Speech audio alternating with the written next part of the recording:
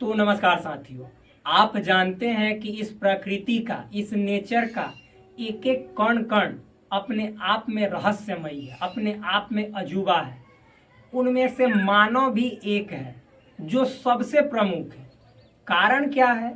क्योंकि मानव के पास इन सभी कणों से, इन सभी अन्य जो कण हैं, जीव हैं, उन सभी जीवों में एक विशेष प्रकार की सोचने समझने की विवेक होती है, चेतना होती है, जिस विवेक के सहारे वह किसी भी वस्तु को उपयोगी बना सकता है अथवा उसकी महत्ता को बढ़ा सकता है।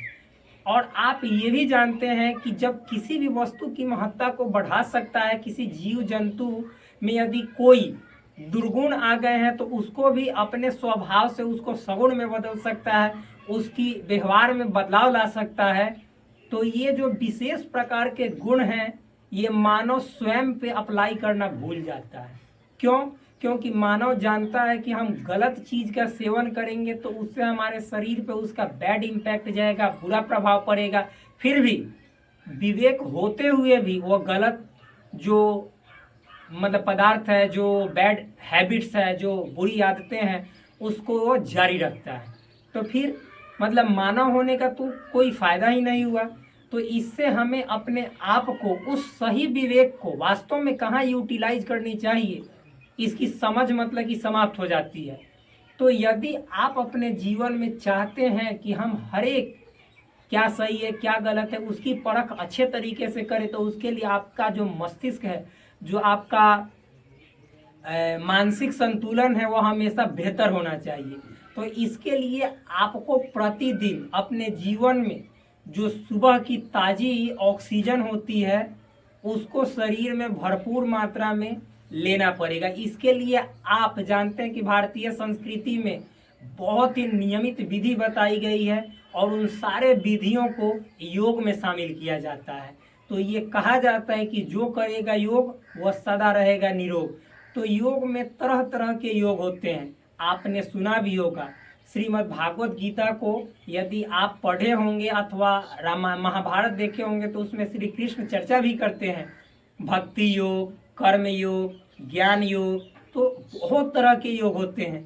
महर्षि पतंजलि द्वारा जो प्रदत्त योग है वह अष्टांग योग, इसके बारे में भी आप जानते होंगे। फिर उसके बाद आप तरह तरह के ऋषि महर्षि जो योग के विषय में अपने अनुभवों को साझा किए, अपने शरीर के ऊपर वह कि कईयों साल, कईयों वर्षों तक उसका एक्सपेरिमेंट किया और उससे जो पॉजिटिव इम्पैक्ट उसका पड़ा उनके बॉडी पे, उसको अपने शास्त्रों में विवरण के रूप में लिखे। तो आपने उसमें सुने होंगे घेरण संहिता, फिर योग फिर उसके बाद योग प्रदीपिका, बहुत सारे पुस्तक है मेरे दोस्त। और मैं आपको बतला देता हूँ, उसमें सबसे फेमस जो है आप जानते ही हैं कि महर्षि पतंजलि का कौन सा है, तो आप जानते होंगे योग दर्शन है। उसमें योग की संपूर्ण बातें निहित है। तो मेरे दोस्त आप जान रहे हैं, उसी में से एक और है हठ योग के बारे में आप सुने होंगे। और भी होते हैं, राजयोग होते हैं, हठ योग, क्रिया योग होता है। क्रिया योग के सबसे कि बोले जाए तो आधुनिक समय में सबसे ज्ञाता आप योग नंदा परमहंसा को जान सकते हैं। वो सबसे अधिक ज्ञाता थे क्रिया योग के आधुनिक समय में, ऐसे उनके गुरु भी थे। तो मेरे दोस्त आप जान रहे हैं कि तरह तरह के योग होते हैं, योग के कई टाइप्स होते हैं। तो उनमें भी एक हठ योग होता है। हठ योग में आप अपने पहले शरीर का शुद्धिकरण करते हैं, जिसको षटकर्म कहा जाता है। षटकर्म के तहत आप अपने कंप्लीट बॉडी का प्यूरिफिकेशन करते हैं। तो अब देखिए, जब सर से गर्दन जो है हमारा, नेक से ऊपर जो प्यूरिफिकेशन होता है उसमें नेति क्रिया का इस्तेमाल किया जाता है। तो नेति क्रिया में मैंने आपको कल के वीडियो में बताया था सूत्र नेति कैसे किया जाता है। जो सूत्र नेति होता है उसको करने के तरीके, फिर उसके बाद सावधानी, लाभ, सब चीज़ बतलाया था। आज हम आप सभी को जल नेति के बारे में बतलाऊंगा कि जल नेति वास्तव में कैसे किया जाता है। तो देखिए, जल नेति के लिए सबसे पहले तो आपको इस तरह का, आप ऑनलाइन कंपनी, देखिए मैंने अमेजोन से मंगवाया है, ऑनलाइन शॉपिंग कंपनी से आप मंगवा सकते हैं। इस तरह का पॉट मिलता है, बर्तन मिलता है। ये प्लास्टिक का है, आप कि स्टील का भी मंगवा सकते हैं, आप अपने बजट के अनुसार, क्षमता के अनुसार। फिर उसके बाद यदि आप कॉपर से करें तो और ज़्यादा बेहतर होगा। तो इस तरह का आप पॉट देखिएगा, टोटी वाला मिलता है, उसको मंगवा लीजिएगा। ठीक, मैं इसको रख देता हूँ। और मेरे दोस्त, क्या करना है कि जल नीति करने से पहले आपको कुछ बातों का ध्यान रखना है। ये देखिए मेरे पास जो आप पुस्तक देख रहे हैं, ये संपूर्ण योग विद्या महर्षि राजीव जैन त्रिलोक जी द्वारा लिखित पुस्तक है। ये योग की एक गागर में सागर भरने वाली पुस्तक है। तो मेरे दोस्त, मैं आपको बतला देना चाहता हूँ कि इसको मैंने पढ़ लिया है, मैं मतलब कि जानता भी हूँ, करता भी हूँ। तो अभी करके दिखाऊंगा अभी जल नीति कैसे किया जाता है। तो सावधानी क्या बरतनी है कि जल नीति करने से पहले आपको रात को, उस रात में मतलब आज मान लीजिए सुबह करना है तो कल ही रात को, या कल सुबह करना है तो आज ही रात को क्या करेंगे, नाक में हो सकता है, जो पहले पहले बार करेंगे तो हो सकता है तेल मतलब कि आप डाल लेंगे, नहीं भी डालेंगे फिर भी कोई दिक्कत वाली बात नहीं है। और हाँ, जब आप जल नीति क्रिया करने जाओ तो उससे पहले आप मतलब कि कोई बर्तन में, जैसे स्टील का बर्तन है, उसमें पानी रख ले, फिर उसको हल्का सुसुम कर ले, ल्यूक वार्म यानी हल्का गर्म, उसमें नमक मिला ले। और नमक इसलिए मिलाया जाता है ताकि हमारी जो नाक की जो नसें हैं, जो मांसपेशियां है, वो उस पानी को एब्जॉर्ब न कर ले। आपने सुना होगा, जैसे ओस्मोसिस प्रोसेस के बारे में सुना होगा, आरओ जो काम करता है रिवर्स ओस्मोसिस पे काम करता है। तो ओस्मोटिक प्रेशर होता है एक, आप समपरासरणी दाब पढ़े होंगे क्लास 12th में, केमिस्ट्री में, फिर उसके बाद फिजिक्स में भी इन सभी बातों का चर्चा है। तो आप पढ़े होंगे तो भी कोई दिक्कत वाली बात नहीं है, नहीं पढ़े होंगे तो भी दिक्कत वाली बात नहीं है। ऐसा समझना है कि नमक आपको इस्तेमाल करना है, ये भी साइंस है। तो नमक जब आप इस्तेमाल करेंगे तो वो मतलब कि पानी आपके नाकों में, मांसपेशियों में इधर उधर फंसेगा नहीं, बल्कि वो निकल जाएगा। अब देखिए क्या करना है, फिर उसके बाद आपको करना है मेरे दोस्त, उसको ल्यूक वार्म कर लिए, हल्का सुसुम कर लिए। उसके बाद आपको क्या करना है, ये वाला पॉट में मतलब कि उसको भर लेना है। ठीक, और हाँ, मतलब कैसे करना है उसको मैं आप सभी को अब दिखाता हूँ, तो आप सभी प्लीज देखिए। तो मेरे दोस्त, मैं आप सभी को अब करके दिखा रहा हूँ जल नीति, क्योंकि मुख्य रूप से करना ही तो है, प्रैक्टिकल करके तो ही देखना है जल नीति कैसे किया जाता है। तो सबसे पहले हम अपने देखेंगे कौन सा हमारा जो नाक है, जो नाड़ी है, वो चल रहा है, ईरा चल रहा है कि पिंगला चल रहा है।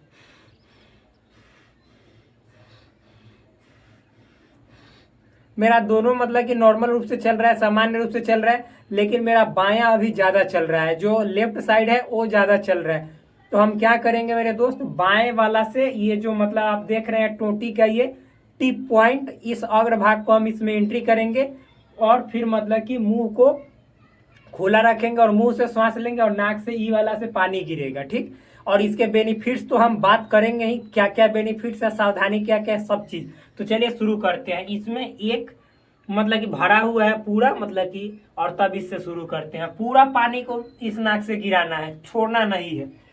तो चलिए देखिए कैसे, ऐसे एंट्री कर लिए, मुंह से सांस लेना है, नाक से नहीं, ना तो दिक्कत हो जाएगा। और फिर देखिए शुरू करते हैं।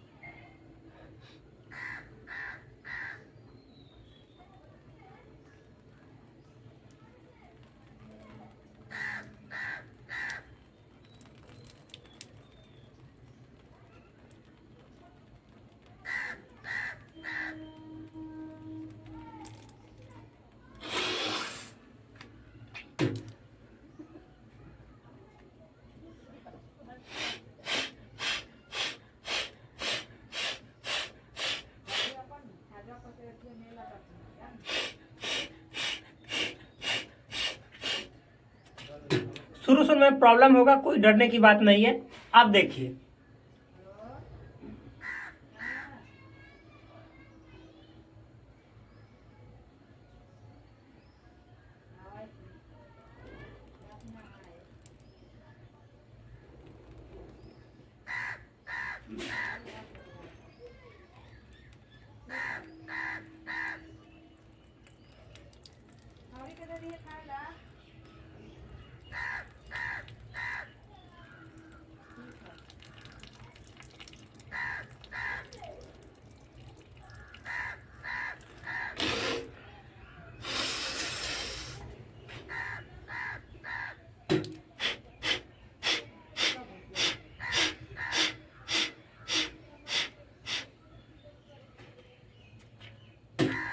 बिल्कुल इसी तरह, जिस तरह से मैंने आपको अभी करके दिखाया, बिल्कुल इसी तरह, बिल्कुल। तो आप देखिए, अब आगे देखते हैं। तो अभी बचा हुआ है, पूरा साफ करेंगे।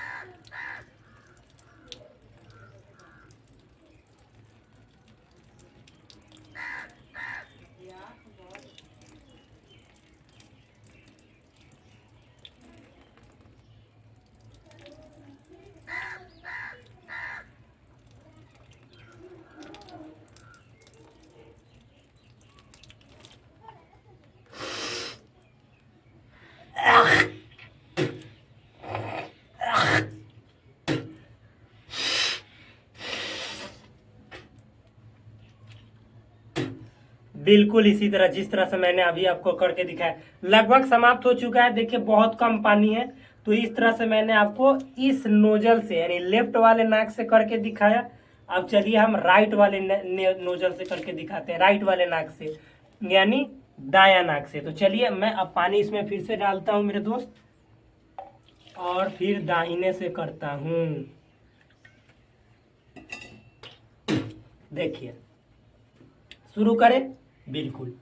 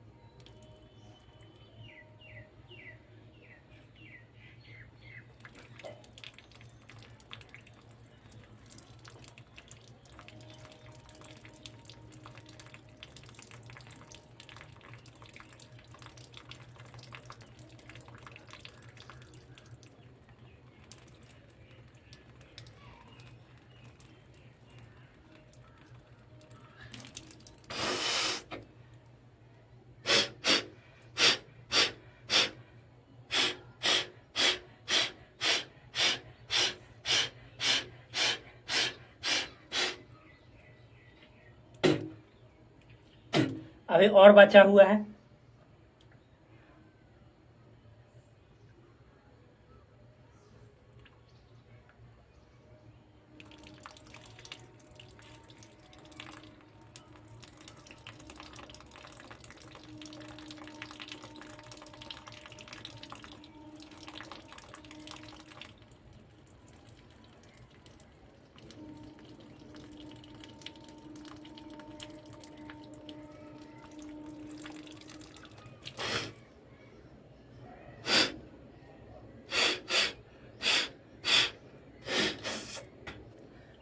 लगभग इसमें भी समाप्त हो चुका है।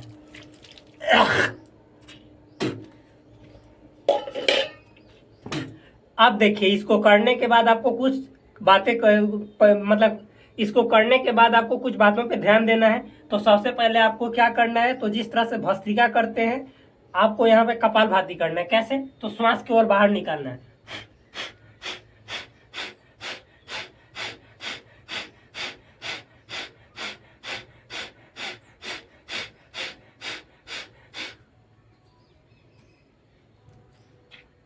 नाक से कचरा निकलने दीजिए, नो प्रॉब्लम। आगे देखिए, आप थोड़ा इस तरह से दोनों ऐसे सर पे ठोक ठोक कर, ताकि जो पानी फंसा हुआ हो अंदर वो बाहर निकल जाए, ऐसे।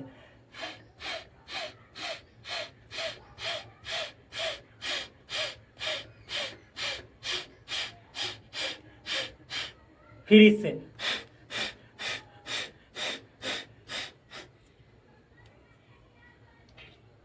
बिल्कुल इस तरह से। अब यही आपका हुआ जल नेति। अब हम चलिए करके दिखा दिए, तो इसकी सारी बातों को और समझते हैं। तो मेरे दोस्त, इतना हो गया। अब चलिए आगे की बातों को समझते हैं। इस प्रकार से देखा आपने कि कैसे किया जाता है जल नेति क्रिया। जल नेति क्रिया करने मतलब देखिएगा, जल नेति क्रिया में आपको एक एक चीज मैंने बतलाया है कि कैसे किया जाता है, कौन सा नाक आपका चल रहा है, दायां चल रहा है, बायां चल रहा है, ईरा चल रहा है या पिंगला चल रहा है, एक एक चीजों को मतलब एक एक बातों को ध्यान में रखते हुए आपको जल नेति क्रिया करना है। अब जल नेति क्रिया करेंगे तो मेरे दोस्त आप प्रतिदिन यदि जल नेति क्रिया योग करने से पहले शुरू कर दे और कर ले इसे, तो आप जब प्राणायाम करेंगे तो आपके प्राणायाम में 100% फायदा पहुंचेगा, बहुत ही ज्यादा लाभ मिलेगा। अब देखिए इसको करने के क्या क्या बेनिफिट्स है, क्या क्या फायदे हैं, वो मैं आपको इसी पुस्तक से शेयर करता हूँ। तो मेरे दोस्त ऐसे तो मैंने इस पुस्तक को पढ़ा है, तो मैं आपको बतला देता हूँ कि यदि आप प्रतिदिन जल नेति क्रिया करेंगे तो सबसे पहले गर्दन से ऊपर की सारी व्याधियां, जितने जो प्रॉब्लम्स है वह बिल्कुल छू मंतर हो जाते हैं, बिल्कुल जड़ से समाप्त हो जाते हैं। अब उसके बाद समझिएगा मेरे दोस्त, इतना समझने के बाद आप ये समझिएगा कि जैसे यदि मान लीजिए कि आपका जो नाक है उसमें हमेशा कचरा जमा रहता है, हमेशा म्यूकस भरा रहता है, वो म्यूकस समाप्त हो जाएगा। यानी जो आप नाक से निकालते हैं वो म्यूकस होता है, जब म्यूकस साफ हो जाएगा तो मतलब स्वच्छ जो ऑक्सीजन है, जो हवा है, वो आपके बॉडी में जाएगा और आपके अंतर चेतना को जागृत करेगा, मेमोरी पावर को इंक्रीज करेगा, बहुत ही ज़्यादा बढ़ाएगा, बूस्टअप करेगा। और फिर उसके बाद आपके जो साइनस वाले यदि जो मरीज है उनके साइनस को बिल्कुल जड़ से ठीक कर देगा। यदि आपका आधा सर दर्द करता है वो भी समस्या दूर कर देगा। और साथ ही साथ मेरे दोस्त आपके चेहरे पे, आपके फेस पे ओज लाएगा, ब्राइटनेस लाएगा, तेज लाएगा और इस तरह से आपको संपूर्ण लाभ देगा। तो मेरे दोस्त आप जान जाइए कि जल नेति क्रिया, शूद्र नेति क्रिया, ये सभी चीज़ें आपके शरीर के लिए बहुत ही ज़्यादा फायदेमंद है। इसके अचूक फायदे होते हैं तो आपको अवश्य करने चाहिए, क्योंकि इसको जब तक आप नहीं कीजिएगा प्राणायाम करने का कोई फायदा बिल्कुल नहीं होगा। तो आप अवश्य करें। जय हिंद, जय भारत। मिलते हैं एक नेक्स्ट वीडियो में, तब तक के लिए धन्यवाद, नमस्कार।